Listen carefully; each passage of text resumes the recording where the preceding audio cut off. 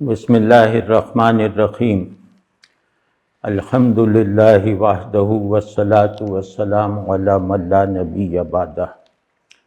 پچھلی مرتبہ جو ہے ہم نے کچھ تمہیدی باتیں کر لی تھیں کہ ہماری روایت میں تصور علم کیا ہے۔ اس میں تھوڑی سی تمہید آج بھی درکار ہے، اور وہ یہ ہے کہ علم مطابق معلوم ہوتا ہے۔ یہ جملہ ہمارے یہاں بہت استعمال ہوتا ہے، یعنی کہ مسلم فلسفے اور کلام میں۔ اس جملے کو ذرا گہرائی میں جا کے سمجھنا چاہیے، کیونکہ علم کہتے ہیں وجود کی متوازیت ذہن میں، وجود خارجی یا وجود غیر ذہنی کا نظام جو ہے وہ متوازیت پہ چلتا ہے کہ وہ خارج میں موجود ہے، لیکن اس کا وجود معنی سے خالی ہو جائے گا اگر وہ ذہن میں بھی اپنی جگہ نہیں رکھتا۔ تو یہ جو وجود کی متوازیت ہے یہ اسی طرح کی ہے جیسے لفظ اور معنی کی متوازیت ہوتی ہے، پیرلل ہے، یعنی وجود کا نظام فعلی جو ہے وہ ایک پیرلل بہاؤ کا ہے۔ تو اب یہ جو کہتے ہیں کہ علم مطابق معلوم ہوتا ہے، یہ بہت گہری بات ہے۔ اس کا مطلب یہ ہے کہ معلوم اور موجود عنوان میں ایک ہونے کے باوجود اپنی ماہیت میں، اپنی حیثیت میں ایک نہیں ہوتے۔ یا تو وجود معلوم وجود خارجی سے زیادہ ہوتا ہے یا کم ہو جاتا ہے۔ تو یہ جو معلوم ہے اس کو کہتے ہیں موجود فی الذہن، یعنی وجود کا کسی موجود کا وہ ذہنی فارم جسے ذہن نے قبول کر لیا ہے، تو اس کو کہتے ہیں معلوم، یعنی موجود فی الذہن۔ تو یہ جو علم ہوتا ہے جس کو مطابق معلوم کہا جا رہا ہے، یہ اس طرح نہیں ہے کہ علم اپنے آبجیکٹ سے بالکل مطابقت میں ہوتا ہے۔ اس کا مطلب یہ ہے کہ اس آبجیکٹ کی ذہنی فارم پر جب ذہن غور کر کے اس کے معانی اور اس کے مصرف وغیرہ کو نکالتا ہے، اور اپنے اندر موجود جو وجود کا ایک نظام ہے جسے جس میں وہ انتشار سے بچاتا ہے، اس میں وہ اسے کھپاتا ہے۔ تو اس کو یہ جو معلوم ہے یہ آبجیکٹ سے زیادہ ہے، یا آبجیکٹ کا یونیورسلائزر ہے، یعنی ایک آبجیکٹ 10 آبجیکٹس میں سے ایک ہے۔ تو ذہن جو ہے ان 10 آبجیکٹس کی اپنی اپنی اکائیوں کو محفوظ رکھتے ہوئے ان میں ایک ٹرانسینڈنس یونٹی پیدا کرتا ہے۔ تو جب ہم کہتے ہیں کہ علم مطابق معلوم ہوتا ہے تو اس کا مطلب یہ ہے کہ وجود کی ذہنی فارم جو مسلمہ بن چکی ہو، یعنی جس کو قبول کرنے میں فی الحال ہچکچاہٹ نہیں ہے، تردد نہیں ہے، شک نہیں ہے، اور غلطی کا فی الحال امکان ذہن کو نظر نہیں آتا۔ تو اب یہ معلوم جو ہے یہ میرے علم کی تمام ایکٹیویٹیز کو، میرے علم کی تمام سرگرمیوں کو کنٹرول کرتا ہے۔ اب دیکھنے کی بات یہ ہے کہ موجود اور معلوم میں مطلب معلوم خود کیا ہے، یعنی اس پہ موجودیت کا لقب لگایا جا سکتا ہے، یا یہ کہ ہم اسے یہ یوں سمجھیں کہ معلوم یعنی ذہن میں شے کی صورت، وہ خارج میں شے کو ایک کلیت کا حصہ بناتی ہے. یہ میں مطلب بہت ٹیکنیکل تفصیل میں نہیں جا رہا. تو اس کو یوں کہیں، جیسے میں نے کہا نا کہ ذہن یونیفیکیشن کرتا ہے، وحدت پیدا کرتا ہے، تو اسی اصول کی روشنی میں، اسی اصول کو آگے بڑھا کر میں عرض کر رہا ہوں کہ ذہن جو ہے وہ وجود کی کثرت کو انتشار بننے سے روکتا ہے، اور ہر شے کی ایک ڈوئل فارم پیدا کرتا ہے. ڈوئل فارم کا مطلب یہ ہے کہ ایک تو وہ شے یہ ہے، یعنی شے اپنی شناخت میں یہ ہے، اور دوسرا وہی شے اپنے معنی میں یہ ہے. ایک طے شدہ ایک مطلق نظام وجود میں اس شے کی یہ حیثیت ہے، وہ مطلق نظام وجود جو خارج میں اپنا اظہار نہیں کرتا، جو ذہن میں موجود اشیاء کو جو ہے وہ ایک وحدت اور ایک مشترک معنویت اور ایک حقیقت پر اکٹھا کر دیتا ہے. تو اس کو کہتے ہیں علم کا مطابق معلوم ہونا. اب اس میں آگے کی کچھ، یہ تو اصولی بات میں نے عرض کی، اس میں آگے کی بات یہ ہے کہ کیونکہ علم اصل میں یہ ہے کہ وجود کیا ہے کہ ذہنی سوال کا ذہن کو اس کی کاوش سے یا بلا کاوش فراہم ہو جانے والا جواب. اب تھوڑا بات میں روانی آئی ہے.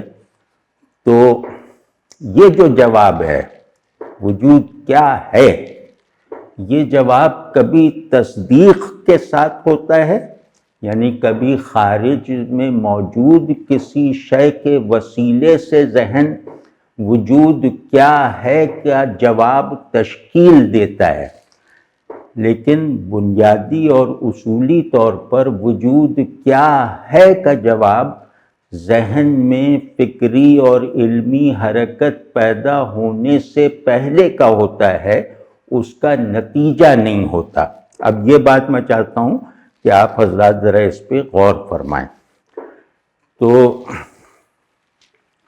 اب جیسے وجود کیا ہے، یہ سوال تو ذہن کی فکری حرکت کا نتیجہ ہے، لیکن ذہن کی یہ فکری حرکت اشیاء کا تجزیہ کرتے ہوئے اس سوال کا جواب نہیں ڈھونڈتی، بلکہ ذہن کی وہ حرکت جو وجود کیا ہے سے الجھی ہوئی ہے، جو وجود کیا ہے کہ جواب کی ذمہ داری لیتی ہے، اس کا رخ اپنی طرف ہوتا ہے، اور وہ سب سے پہلے یہ جواب فراہم ہوتا ہے کہ شعور کیا ہے، عقل کیا ہے، اور اس کے ساتھ ساتھ جو ہے یا اس کے معاً بعد یہ جواب تشکیل پایا ہوا ذہن کو اپنے اندر مل جاتا ہے کہ وجود کیا ہے. یعنی وہ وجود کیا ہے جو ذہنی اور خارجی کی تقسیم سے ماورا مگر اس پر افیکٹو ہے. تو یہ معلوم. اب ہم مطلب ہماری جو روایت ہے اس کے اگلے سٹیپ پہ جاتے ہیں. تو معلوم کیا ہوا؟ معلوم ہوا وہ تصور وجود کہ موجودات کو علم میں آ کر بھی اور علم میں آئے بغیر بھی، یعنی وہ اس کو اس تصور وجود کے مطابق ہونا چاہیے. میرے ذہن میں فرض کیا وجود کا ایک تصور پیدا شدہ حالت میں موجود ہے کہ وجود جو ہے وہ مخلوق ہے، اسے بنایا گیا ہے. تمام موجودات اللہ کی تخلیق کے مظاہر ہیں. تو اب موجودات کے بارے میں میرا سارا علم خالق موجودات کو حوالہ بنا کر، سند بنا کر، کسوٹی بنا کر ہوگا. تو اس کو ہم کہہ رہے ہیں کہ یہ معلوم ہے، معلوم حقیقی یہ ہوتا ہے۔ تو اب چونکہ میرے علم کی تمام شاخیں، چاہے وہ عارضی ہوں، چاہے مستقل ہوں، چاہے وہ ضروری ہوں یا غیر ضروری ہوں، یہ سب شاخیں جو ہیں وہ اس معلوم میں ضم ہو جائے۔ یہ معلوم گویا ایک بہت بڑا گنجینہ ہے جس میں ذہن کی تمام فیکلٹیز، اپنے تمام حاصلات جمع کروا کے اس پہ تصدیق کی مہر لگواتی ہیں۔ تو جب تک ذہن میں موجود یہ مسلمہ جسے ہم معلوم کہہ رہے ہیں، جب تک یہ اس کی تصدیق نہیں کرے گا، اس کی معنویت کو متعین نہیں کرے گا، اس سے استفادہ کرنے یا نہ کرنے کا فیصلہ نہیں دے گا، اس وقت تک وہ شے ہمارے ذہن میں ایک تذبذب کے ساتھ ایک حالت انتظار میں موجود رہے گی، اور وہ اس کی حیثیت اسی طرح ہوگی جیسے دیوار کی تعمیر میں ابھی انہیں نہیں کھپایا گیا، یہ اینٹیں منتظر ہیں کہ کب ان کو علم کی دیوار بنانے میں استعمال کیا جائے گا۔ تو یہ جو ذہن میں موجود یہ حصہ جس میں جو چیزیں جمع ہیں، ان فارمز کو نہ علم کہا جا سکتا ہے نہ جہل کہا جا سکتا ہے۔ یہ حصہ کارآمد ہے دنیا کے علم کے لیے۔ مطلب یہ کہ ہم دنیا کا ہر علم، اس کے بدل جانے کے یقین اور اس میں غلطی کے احتمال کے ساتھ مانتے ہیں۔ تو دنیا کا علم ان معنوں میں علم حقیقی نہیں ہے، یا فارمز کا علم ان معنوں میں ریالٹی کا علم نہیں ہے کہ یہ علم فارمز کے تابع رہ کر فارمز میں آنے والی تبدیلیوں یا فارم اور ذہن کے تعلق میں پیدا ہو جانے والے تغیرات یا میرے مفادات بدل جانے کی وجہ سے شے کی معلومیت پر اثر انداز ہوتے ہیں۔ اور کیونکہ میرا ذہن اپنی ایکٹیویٹی میں جو وہ اختیار سے خود مختاری کے ساتھ کرتا ہے، اس ایکٹیویٹی میں خود یہ بات مانتا ہے، یہ اس ایکٹیویٹی کو شروع کرنے سے پہلے کا یہ جانتا ہے کہ میرا کوئی علم مکمل نہیں ہو سکتا، یعنی وہ آبجیکٹ کا پورا احاطہ نہیں کر سکتا، اور میرا علم یقیناً یعنی یقین سے نہیں کہہ سکتا کہ وہ مکمل طور پہ صحیح ہے۔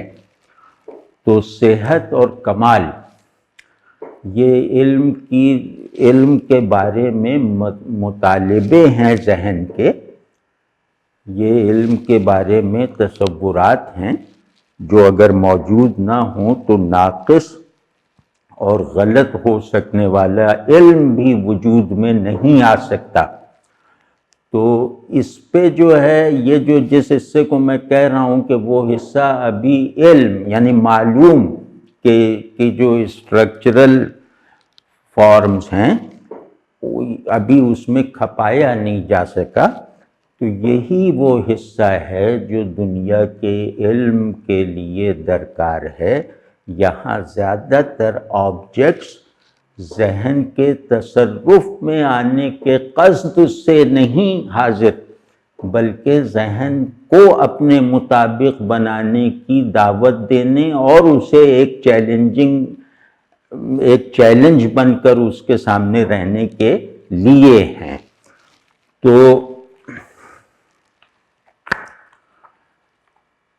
دو باتیں ہو گئی نا کہ معلوم کے تابع علم کو مطابق ہونا چاہیے، تابع ہونا چاہیے، یہ دونوں پہلوؤں میں یہ اصول صحیح ہے۔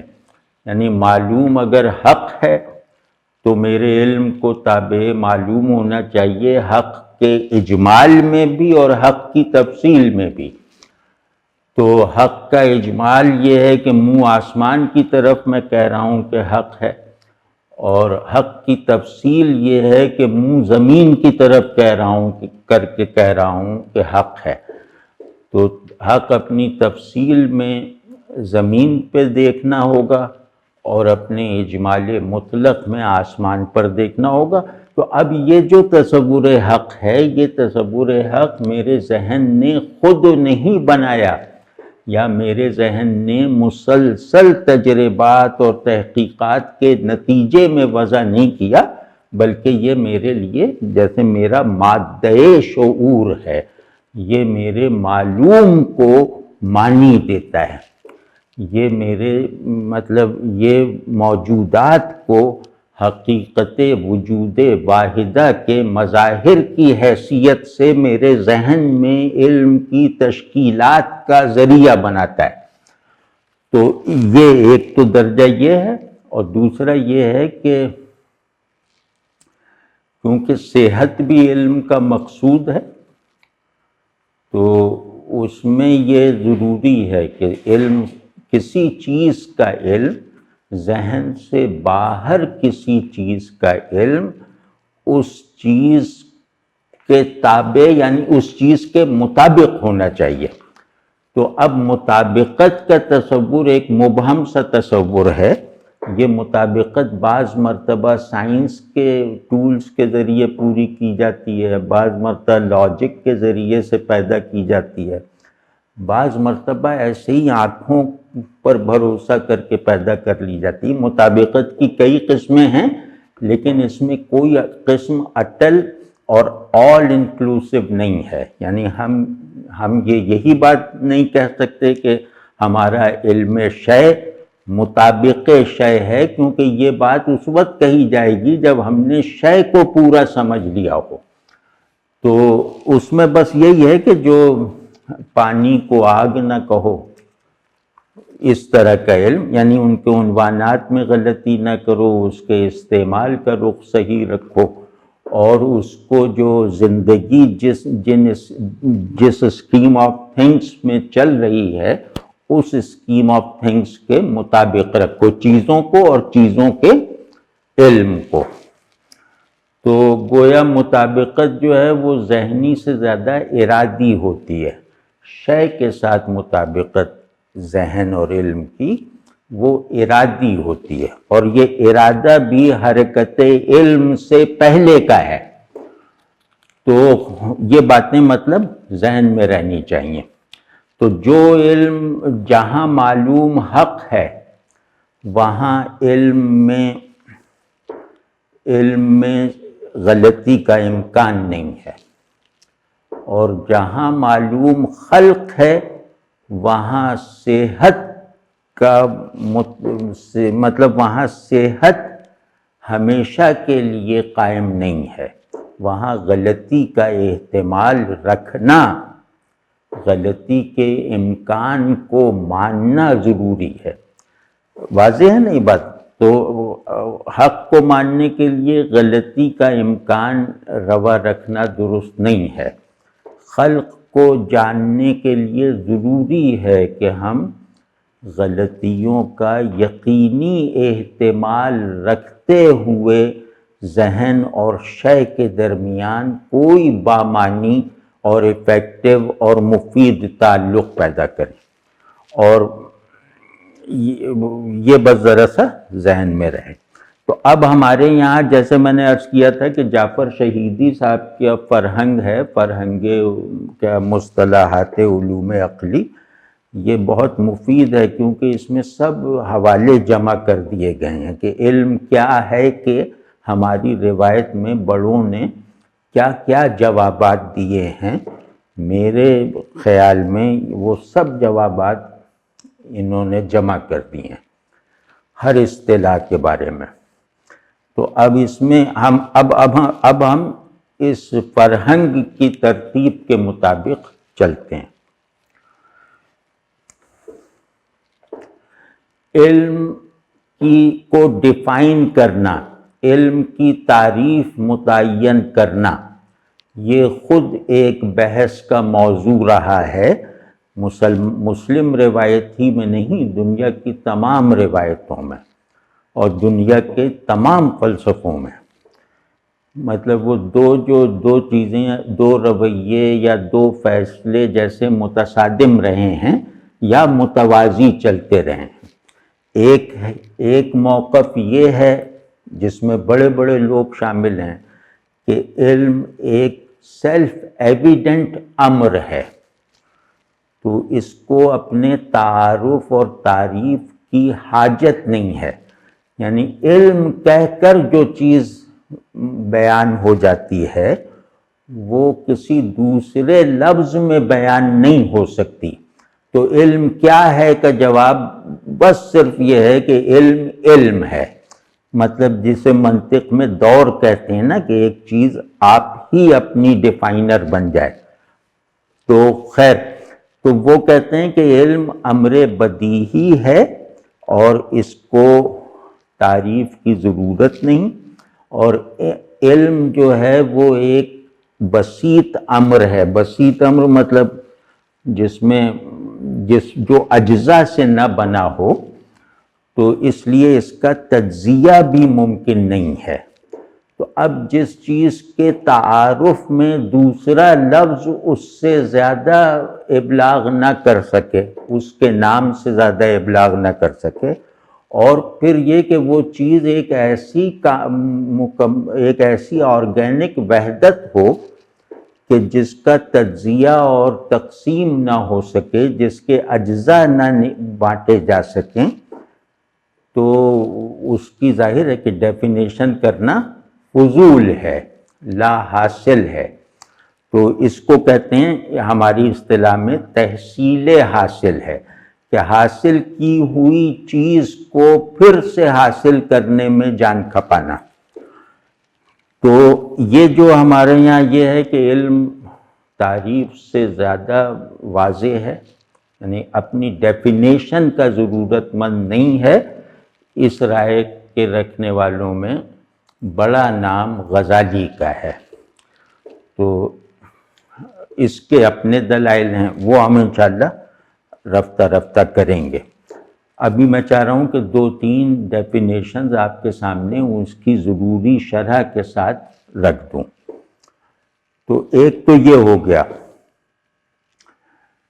دوسرا یہ ہے کہ دوسرا جو موقف ہے وہ یہ ہے کہ نہیں، علم قابل تعریف بھی ہے، لائق تجزیہ بھی ہے، اور محض امر بسیط نہیں ہے، مطلب کوئی ایبسٹریکٹ چیز، کوئی بالکل مطلب ناقابل تجزیہ چیز نہیں ہے۔ کیونکہ علم اپنے معلوم کو تصدیق کروا سکتا ہے، یعنی علم وہ امر ذہنی ہے جو اپنے معلوم کی تصدیق کر سکتا ہے اپنے سے باہر، اور کروا بھی سکتا ہے، غلط یا صحیح، لیکن وہ یہ نظام ہے علم کا۔ تو کیونکہ علم کی تشکیل میں شے داخل ہے، علم میں صرف ذہن نہیں ہے، علم کی تشکیل کا دوسرا یکساں طور پر ضروری جز جو ہے وہ شے ہے، آبجیکٹ ہے۔ تو کیونکہ یہ آبجیکٹ اور ذہن کی ترکیب کے مطلب کیا کہتے ہیں، کورسپونڈنس کا نتیجہ ہے، لہذا اسے امر بسیط کہنا درست نہیں۔ تو یہ لوگ جو ہیں یہ پھر علم کی تقسیم کرتے ہیں، علم کی کیٹیگریز بتاتے ہیں، علم کے درجات بیان کرتے ہیں۔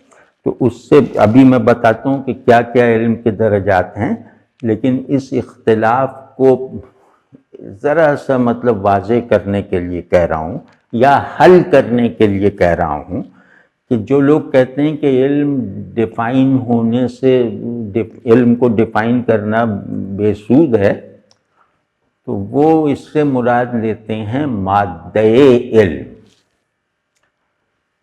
تو یعنی ان سے جاننا، جان سکنا وغیرہ، یعنی مادہ علم مادے کے طور پر، تو وہ ظاہر ہے کہ قابل تعریف، وہ مطلب ڈیفائنیبل نہیں ہے اور تجزیہ نہیں ہو سکتا اس کا۔ تو ہمیں یوں سمجھنا چاہیے کہ وہ لوگ جو ہیں جو علم کو تعریف سے مستغنی جانتے ہیں وہ علم کو مادہ علم کے معنی میں لیتے ہیں، اور دوسرے لوگ جو اس کو قابل تعریف سمجھتے ہیں اور اس کی تعریفات متعین کرتے ہیں، وہ علم کو ذہن کی طے شدہ حرکت کا نتیجہ سمجھتے ہیں یا ذہن کی پیسیوٹی پر مرتب ہو جانے والی کچھ کانشس فارمز جانتے ہیں۔ تو دونوں میں اس طرح تطبیق ہو سکتی ہے، کیونکہ یہ تو غزالی جو ہیں وہ کئی جگہ پہ کہتے ہیں کہ فلاں علم فلاں علم فلاں علم، تو وہ مطلب وہ کیسے کہہ سکتے ہیں کہ علم شے بسیط ہے؟ تو بس فرق یہ ہے کہ تصور علم دونوں کا مختلف ہے، دونوں گروپس کا۔ تو یہ لوگ کہتے ہیں کہ علم جو ہے وہ علم کے لفظ کا اطلاق کئی چیزوں پر ہوتا ہے، یعنی الگ الگ بھی ہوتا ہے اور متحد ہو کے بھی ہوتا ہے۔ اس میں پہلی چیز ہے کہ علم ادراک مطلق کو کہتے ہیں۔ اب یہ اگر کچھ لوگ ہوں تو نوٹ بھی کر لیں کہ علم کی اب تعریف کا ایک سلسلہ شروع کیا ہے مطلب ان حضرات نے، تو اس میں پہلا اسٹیپ یہ ہے کہ ادراک مطلق، ذہن میں موجود قابل شناخت صورت چاہے اس کا مصداق موجود نہ ہو، بلکہ ادراک مطلق کا مطلب یہ ہے کہ اس وقت اسے تصدیق کی حاجت نہیں ہے یا تصدیق کا مرحلہ بعد میں آئے گا۔ تو جو بھی ذہن میں کانشس اور قابل شناخت فارم ہے اسے ادراک مطلق کہتے ہیں کہ ابھی اس نے تفصیل اختیار نہیں کی، ابھی اس سے تصدیق کا مطالبہ نہیں ہے۔ تو پہلی اس اسٹرکچر کا سنگ بنیاد جو ہے وہ ہے ادراک مطلق۔ اس کے بعد دوسرا جو ایک درجہ مرتبہ یا ایک مستقل طور پر الگ امر، وہ ہے کہ علم تصدیق مطلق ہے۔ مطلب ایک ہوتا ہے ادراک کہ صورت صرف ذہن میں ہے، اور ایک ہوتا ہے تصدیق یعنی صورت ذہن میں بھی ہے اور خارج میں بھی ہے، تو اس کو کہتے ہیں تصدیق۔ تو وہ کہتے ہیں کہ اگر کسی چیز کی تصدیق ہو گئی ہے مجھے اس کے ادراک سے پہلے، یعنی محسوسات کا علم کیا ہوتا ہے کہ تصدیق پہلے ہو جاتی ہے، تصور بعد میں بنتا ہے، تو وہ تصدیق مطلق ہے۔ یعنی علم ایمپیریکل بھی ہو سکتا ہے، علم ریشنل بھی ہو سکتا ہے، علم ایمپیریکل بھی ہو سکتا ہے۔ یہ ہوا۔ اب اس کے بعد جو ہے مطلب یہ کہ اس بات کو سمجھیں، مطلق انشاءاللہ سب نے سمجھ لیا ہوگا کہ مطلق اس امر کو کہتے ہیں جسے دوسرے کی ضرورت نہ ہو، یا پیور کو، دا پیور، اس کو کہتے ہیں مطلق، ایبسلیوٹ۔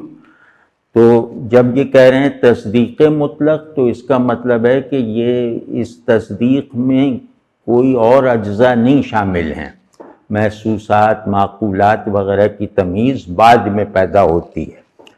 تصدیق کا مطلب ہے تجربے میں آ جانا اور اس تجربے کے نتیجے میں جو ہے وہ اس علم پر اعتماد ہو جانا۔ تو یہ ہوا۔ اور تصدیق کا لفظ کیونکہ آج کل ذرا لوگ پرانی زبان یا پرانی منطق وغیرہ نہیں پڑھتے یا اردو میں نہیں پڑھتے، تو تصدیق ویریفیکیشن کو کہتے ہیں۔ تصدیق ذہن کو میسر آتی ہے، ذہن اسے کریٹ نہیں کرتا، یعنی ذہن خود اپنا مصدق نہیں ہے، یا ایک خاص نظریہ علم میں نہیں ہے. ہو سکتا ہے کہ علم کے بارے میں کچھ ایسے نظریات ہوں جہاں تصدیق مطلق تصدیق ذہنی ہو، وہ اگر کبھی کہیں آگے آیا تو وہ بھی ہم کھول دیں گے. لیکن فی الحال یہ کہ علم صرف ادراک ہے، یہ ایک بات ہو گئی. علم صرف ویریفیکیشن ہے، یہ دوسری بات ہو گئی. اب ادراک، پرسیپشن اور یہ ویریفیکیشن.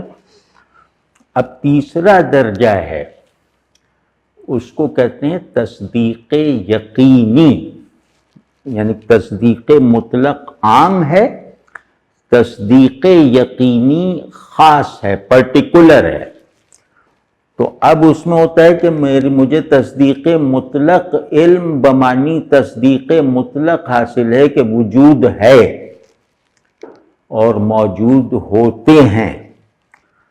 تو لیکن یہ کہ پھر میں جب موجودات کو دیکھتا ہوں، ان کے افراد میں امتیازات کو دیکھتا ہوں، ان کی انفرادیت کو دیکھتا ہوں، ان کی باہمی وحدت کو دیکھتا ہوں، تو یہ دیکھ لینا اگر دکھا دینے کے لائق ہو تو اس کو کہتے ہیں تصدیق یقینی.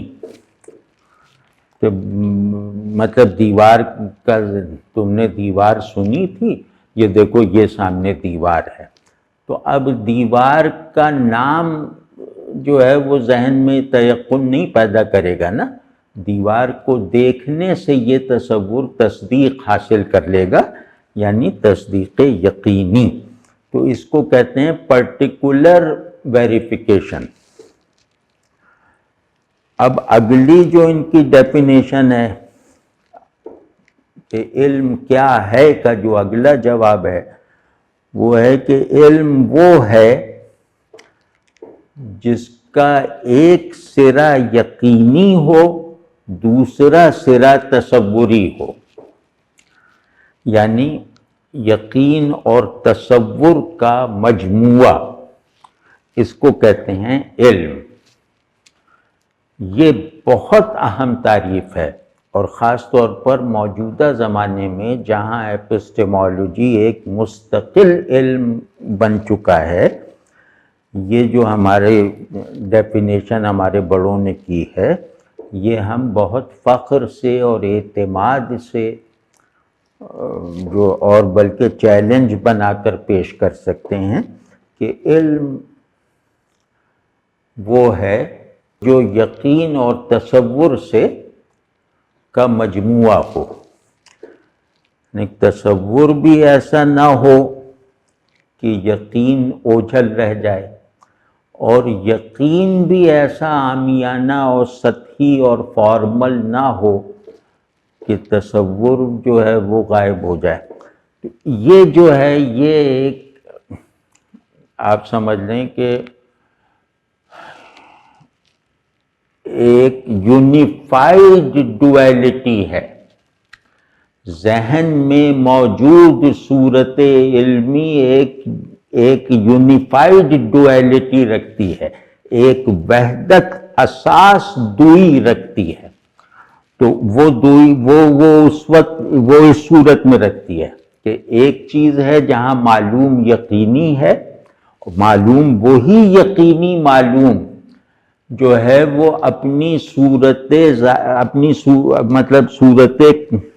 اکتسابی پر، یعنی وہی معلوم جو ہے وہ اپنی صورت اکتسابی تک محدود نہیں ہے. یعنی میز میرے ذہن میں یقینی فارم ہے، یقینی علم ہے میز کا، لیکن میز کا علم صرف اتنا نہیں ہے. میز کا علم میز کے وجودی مرتبے میں اضافہ بھی ہوتا ہے. تو یہ جو میز کو میز سے بلند کر کے میز کا عنوان دینا اور اس کے معنی متعین کرنا، یہ ہے وہ جو تصور کے بغیر نہیں ہو سکتا. اگر میں میز کی تجربی صورت اور کیفیت کو تک محدود رہوں گا تو وہ پھر علم ادھورا ہے. اب یہاں کتنی باریک بات ہے کہ شعور شے کی تکمیل کرتا ہے جو شے کے وجودی حدود سے زائد ہوتی ہے۔ یہ بات یاد رکھیے گا کہ علم شے کی وجودی توسیع، تکمیل اور یونیفیکیشن کرتا ہے۔ شے اپنی فوری ماہیت میں، اپنی تجربی صورت میں شے کثرت کا ایک فرد ہے۔ بس شے اس سے زیادہ مجھ سے تقاضا ہی نہیں کرتی، شے کا کوئی ایسا عملی استعمال نہیں ہے کہ ہم اسے کثرت کے ایک یونٹ سے کے علاوہ کچھ جان سکیں۔ تو شے اپنے وجودی حدود میں بس محض کثرت کا ایک یونٹ ہے، عالم کثرت کا ایک حصہ ہے، ایک اظہار ہے۔ تو اب اس کو میں وحدت وجودی میں ڈھالتا ہوں۔ آپ سمجھیں نا، ذہن موجودات کو وحدت وجودی کے تصور کے تابع کر کے اس کے نتیجے میں عملی نتائج اور علمی نتائج نکال کر دکھاتا ہے۔ معلوم شے کو نامعلوم کے علم کا سبب بنا کے دکھاتا ہے۔ تو آپ سمجھیں نا، ذہن کی علمی حرکت کا پورا انداز یہ ہے کہ یہ اپنے معلومات کو، جو شے اس کے یقین کے مطابق معلوم ہو جائے، تو یہ اپنی علمی حرکت اس شے کے معلوم ہو جانے کے بعد معطل نہیں کر دیتا، روک نہیں لیتا، بلکہ اس شے کو جاننے کے بعد اب وہ اس شے پر میں کار فرما اور اس شے پر حکومت کرنے والے وجودی اصل کو اس کی وحدت کے ساتھ اس شے سے منسوب کرتا ہے۔ اور دوسرا یہ کہ اگر وہ فرض کے اتنا بڑا کام وہ نہ کرنا چاہے تو یہ ضرور کرتا ہے کہ ایک کے بعد دوسری، دوسری کے بعد تیسری، تو جس کو میں نے جانا وہ کسی اور چیز کے انجانے پن کی طرف مجھے متوجہ کر دے گی اور اسے جاننے کے لائق بنا دے گی۔ تو ہر ایک شے کا علم اپنے حاصل ہو جانے کے بعد ان آبجیکٹس کے علم کا ذریعہ بنتا ہے جو فی الحال نامعلوم ہیں۔ تو اگر معلوم ذہن اور نامعلوم کے درمیان کورسپونڈنگ نہ پیدا کر پائے تو وہ ٹھیک سے معلوم نہیں ہے۔ یہ اب ایک اور بات میں عرض کر رہا ہوں کہ اگر ذہن کثرت وجود سے بننے والی تجربی اور منطقی تصورات، مطلب اگر ذہن جو ہے وہ کثرت وجود کے ڈومین ہی میں رہ جائے، اگر شعور کثرت ہی پر رک جائے، اپنے آبجیکٹس کی کثرت پر ہی ٹھہر جائے، تو علم کی تشکیل ممکن ہی نہیں ہے۔ وہ پھر علم نہیں ہے، وہ آئینے پر پڑنے والے عکس ہیں۔ تو علم کی تشکیل کا سارا عمل وحدت وجود، حقیقت وجود کے تصور پر ہے، کہ مسلمے پر ہے۔ یہ تو واضح ہے نا۔ تو اب اس میں یہ ہوتا ہے کہ شعور وحدت کے مسلمے کو کثرت کی سیر کرتے رہنے میں جو ہے وہ ویل اپلائیڈ حالت میں رکھنا چاہتا ہے۔ تو اس کا سارا علم جو ہے وہ اپنی ہاریزنٹل ایکٹیویٹی میں، یعنی علم اشیاء کی سرگرمی میں، وہ کہیں بھی ٹھہرتا نہیں ہے۔ ٹھہرنا نہیں ہے تو اس کا مطلب ہے کہ وہ کہیں بھی کامل نہیں ہے۔ کوئی شے وجود کے علم کو پورا نہیں کر سکتی، تو وہ وجود کے علم کی تکمیل اور وجود کے تصور کا مصداق بھی کوئی ایک شے نہیں بن سکتی، یعنی وہ شے جو کثرت کا ایک یونٹ ہے۔ تو آپ سمجھ گئے نا کہ تصدیق کلی نہیں ہو سکتی۔ مثال طور پر ہم اپنے سامنے ایک مسئلہ رکھتے ہیں کہ علم نام ہے وجود کیا ہے کہ نامکمل جوابات کا، نامکمل مگر واجب التسلیم جوابات کا۔ تو یہ ہماری روایت میں یہ علم ہے۔ تو اب وجود کی ماہیت ایسی ہے کہ یہ جتنا جتنا اپنی حقیقت کے اظہار میں صرف ہوتا جائے گا، جتنا جتنا یہ اپنی جو وحدت کے اوریجن کے قریب ہوتا جائے گا میرے تصور میں، یہ اتنا اتنا تصدیق سے ماورا ہوتا چلا جائے گا۔ تو یہ مطلب صرف مذہبی علم کی بات نہیں کر رہا، ہر علم، ہر ڈسپلن آف نالج میں یہ قانون جو ہے وہ جاری ہے کہ جتنا جتنا آبجیکٹ کی یونیفیکیشن کا عمل آبجیکٹ کو ٹرانسینڈ کروا کے ایک وحدت کلی، وحدت وجودی کا حصہ بنا کر اسے ذہن میں لانا، یہ جتنا کامیابی کے ساتھ صحیح یا غلط رخ پر آگے بڑھتا جائے گا، اتنا اتنا اس میں تصدیق سے ماورائیت پیدا ہوتی جائے گی، تصدیق سے استغنا پیدا ہوتا جائے گا، یہاں تک کہ ایک نقطے پہ ہم پہلے مرحلے پر یہ سمجھیں گے کہ یار یہ تو تصدیق طلب نہیں ہے کیونکہ اس کا مصداق موجود ہو ہی نہیں سکتا، اور اگلے مرحلے پر ہم کہیں گے کہ یہ تصور میں بھی نہیں آ سکتا۔ تو علم یعنی ہمارے شعور کی آخری استعداد علم یہ ہے کہ ہم ذہن اور حقیقت، ذہن اور وجود کیا ہے کہ سوال، یعنی وجود کیا ہے کہ سوال کے جواب کی تلاش میں ذہن کے اس آخری نقطے تک پہنچ جائیں کہ ہمیں یہ احساس ہو جائے کہ وجود تصدیق سے زیادہ ہے اور تصور میں بھی سما نہیں سکتا۔ تو یہ منتہائے علم ہے۔ اس کا مطلب ہے کہ میں نے حقیقت کو جان لیا جتنا جانا جا سکتا ہے۔ تو یہ بات بہت مطلب میں چاہتا ہوں کہ اس بات کو طرح طرح سے کر کے دیکھا جائے، لیکن ظاہر ہے کہ آپ لوگ خوب سمجھدار ہیں تو آپ اس کو ذرا سا اپنے آپ جس بھی ڈسپلن میں ہوں اپنے ڈسپلن میں اس بات کو ذرا اپلائی کر کے دیکھیے کہ علم اپنی کامل یعنی ممکنہ طور پہ کامل، یا علم کی جو آخری استعداد ہے میری عقل اور میرے ذہن اور میرے شعور میں، اور معلوم ہونے کی جو آخری حد ہے میرے باہر موجود آبجیکٹس میں، یہ سب جو ہے یہ ایک مرحلے پر ختم ہونی ضروری ہے۔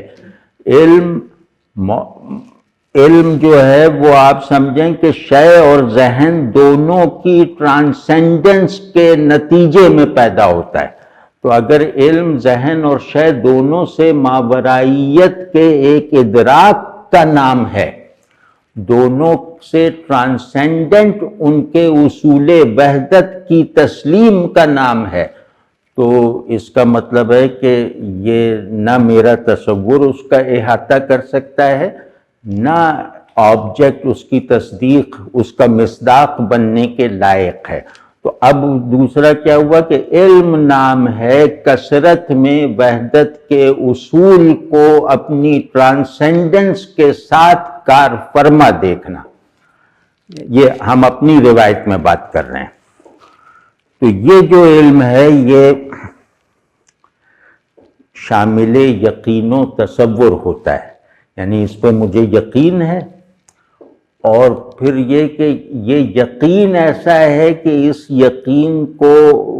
یقین کو ثابت کرنے والی شے میرے باہر موجود نہیں ہے، یا اس یقین کو ثابت کر سکنے والا کوئی آبجیکٹ ہے ہی نہیں میرے ارد گرد، تو پھر میں اپنے تصور سے مدد لیتا ہوں اور اس کو ماننے اور اس کو جاننے دونوں کی ضرورتوں کو اس طرح پورا کرتا ہوں کہ میں جس کو جانتا ہوں اسے اس کے اظہار کے پیچھے مان لینے سے جانتا ہوں۔ تو جب حقیقت خود اپنے ہی اظہار سے پیچھے اور اپنے ہی مظاہر سے مابرا ہو تو اس کا مطلب یہ ہے کہ اس کے ساتھ ذہن کا کوئی بھی تعلق ان دو ایلیمنٹس سے بلینڈ کر کے بنے گا۔ وہ ایلیمنٹس ہیں یقین اور تصور، کیونکہ یقین کہتے ہیں تجربے سے ثبوت مل جانے کو، جو چیز تجربے میں آئے گی وہی یقینی ہے۔ تو یہ جو تصور ہے وہ یقین کی اس آبجیکٹ اورینٹڈ بنیاد کو ڈھا دیتا ہے اور اس کو اس معلوم سے تعلق میں رکاوٹ نہیں بننے دیتا جو معلوم اپنے وجود میں پیور ٹرانسینڈنس ہے۔ تو یہ بات سمجھنی چاہیے، اور یہ بات ہم بہت ہی زور سے فلسفے کی زبان میں بھی کہہ سکتے ہیں اور ادب کی زبان میں بھی کہہ سکتے ہیں اور لسانیات کے اصطلاحوں میں بھی بیان کر سکتے ہیں۔ یہ اتنا قیمتی اصول ہے۔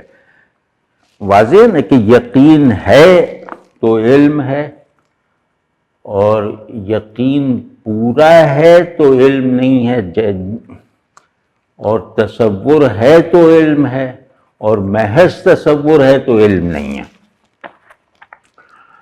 تو اب پانچویں جو ڈیفینیشن ہے وہ ہے ذہن میں اشیاء کی صورت۔ یہ ہم پہلے بھی کہہ چکے ہیں کہ ذہن میں شے کی جو بھی لائق شناخت اور قابل اظہار صورت ہے اسے علم کہتے ہیں۔ اس پہ ہم تفصیل پہلی نشست میں کر چکے ہیں۔ اچھا، دوسرا ہے کہ علم کامل یقین کو کہتے ہیں، یعنی تصور کے بغیر یقین کو۔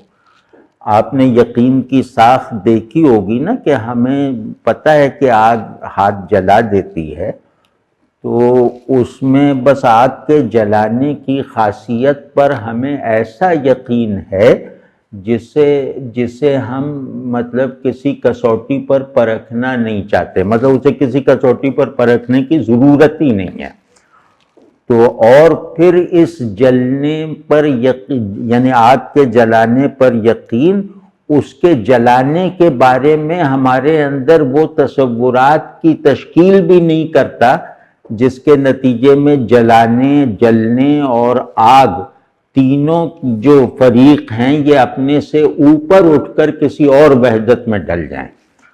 تو اب یہ ہے یقین تنہا، یعنی کل یقین، تصور کے بغیر یقین، تصدیق مزید کی ضرورت سے آزاد یقین۔ اب اگلی جو تعریف ہے، ابھی ہم یہ تعریفات ذرا کر لیتے ہیں تو اس کے بعد پھر رفتہ رفتہ ان میں سے کچھ تعریفات کو منتخب کر کے اس کو ایک ایک نشست کا موضوع بنائیں گے۔ تو اگلی تعریف بہت زیادہ چیزوں کو اپنے اندر سمیٹے ہوئے، وہ ہے کہ توہم، تعقل اور تخیل۔ علم توہم اور تعقل اور تخیل ہے۔ اب اس میں یہ تینوں چیزیں جو ہیں یہ تشریح طلب ہیں، لیکن پہلی بات بہرحال یہ ہے کہ یا تو علم یہ تینوں کا مجموعہ بھی علم ہے، اور ایک یہ بھی ہے، اور زیادہ جو مطلب قابل اعتبار بات ہے وہ یہی ہے کہ ہمیں اسے اس طرح کہنا چاہیے کہ توہم علم ہے، تعقل علم ہے، تخیل علم ہے۔ اب یہ تین ہیں، گویا یہ علم کے تین چینلز ہیں۔ تو اس میں توہم کہتے ہیں، ابھی میں مختصر سی وضاحت کرنا چاہتا ہوں۔ توہم کہتے ہیں ذہن شے سے حاصل ہونے والے معانی کو شے سے حاصل نہ ہو سکنے والے معانی کے حصول کا ذریعہ بناتا ہے. یعنی یقینی اور تجربی معانی، مشاہداتی معانی کو یا امیجیٹ میننگز کو وہ ایک ترتیب نو دیتا ہے، اور اس ترتیب کے نتیجے میں وہ اس معلوم تک پہنچنے کو اپنے لیے آسان بناتا ہے جس معلوم کی تصدیق ممکن نہیں ہے. یعنی جو معلوم تصور میں پورا نہیں آ سکتا اور تصدیق میں ذرہ برابر بھی نہیں آ سکتا. تو یہ توہم ہے. یعنی عقل اپنے معانی کو، اپنے عمومی معانی کو کسی خصوصی معنی کی تحصیل میں استعمال کرتی ہے تو اسے کہتے ہیں وہم یا توہم. یہ عقل کی فیکلٹی ہے. اور وہ ہمارے یہاں حواس باطنی کہلاتے ہیں 5. تو وہ توہم، تخیل، تصور، حس مشترک وغیرہ، وہ خیر کسی موقع پہ وہ بھی عرض کروں گا. تو یہ ان میں سے ہیں. تعقل اس میں نہیں ہے، توہم و تخیل. تو وہم عقل کے معنی مزید کی تحصیل کی قوت ہے. اور یا میں اور واضح لفظوں میں عرض کر دوں کہ وہم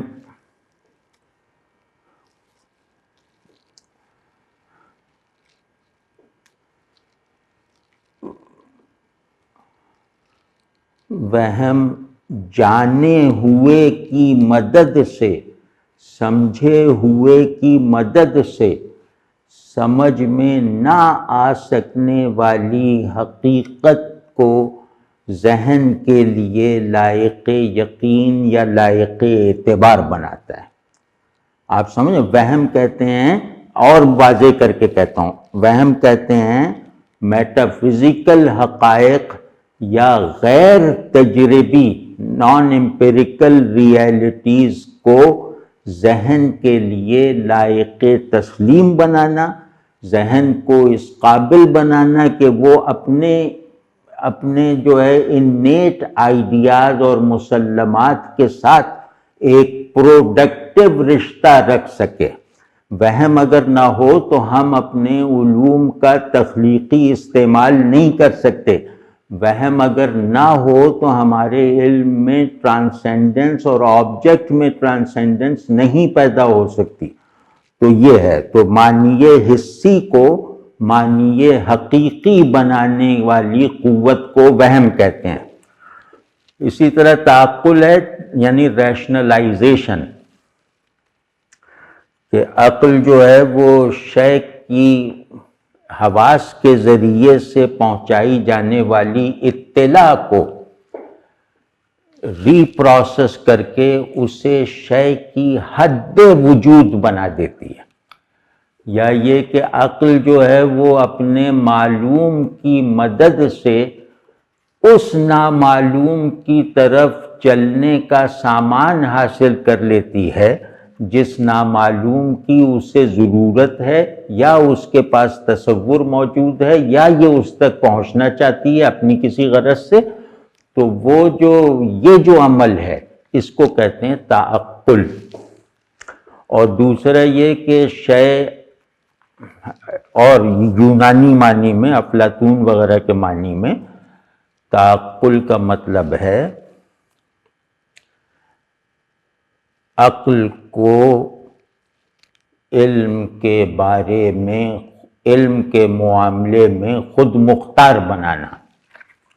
یعنی عقل کو کافی ماننا اور پھر کافی بنا کر دکھانا حقیقت کے علم کے لیے، اس عمل کو تعقل کہتے ہیں. تو ٹھیک ہے نا، جیسے ہم کہتے ہیں خارجی کو ذہنی بنا دیا تو یہ تعقل ہے، حسی کو عقلی بنا دیا یہ تعقل ہے، ماورائے حس کو عقل میں لے آئے یہ تعقل ہے۔ تو غرض اس طرح کے معنی۔ اور یہ جو تخیل ہے، جیسے توہم معنی میں تصرف کا نام ہے، جب عقل معانی میں تصرف کرتی ہے تو وہ توہم ہے۔ اسی طرح تخیل جو ہے یہ حافظے پر کام کرتا ہے، یعنی تخیل فارمز پر تصرف کرتا ہے، یعنی دیکھی ہوئی صورتوں کو اندیکھی صورت کا مظہر بنانے کے لائق کرتا ہے، یا دیکھی ہوئی صورتیں جو ذہن کی پیسیوٹی کا تقاضا کرتی ہیں ان کے اس تقاضے کو رد کر کے اپنے آپ کو کچھ ایسی صورتوں کا مصور بنا لیتا ہے جن صورتوں کا مصداق بننے کی قابلیت اشیاء میں نہیں ہے۔